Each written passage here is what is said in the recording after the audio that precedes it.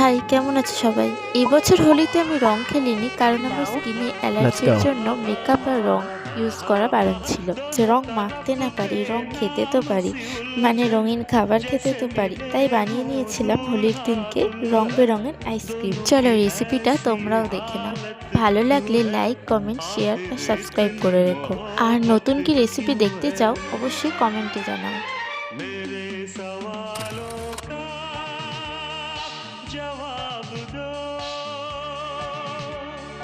दो ना मेरे रंग में रंगने वाली परी हो या हो परियों की रानी या हो मेरी प्रेम कहानी मेरे सवाल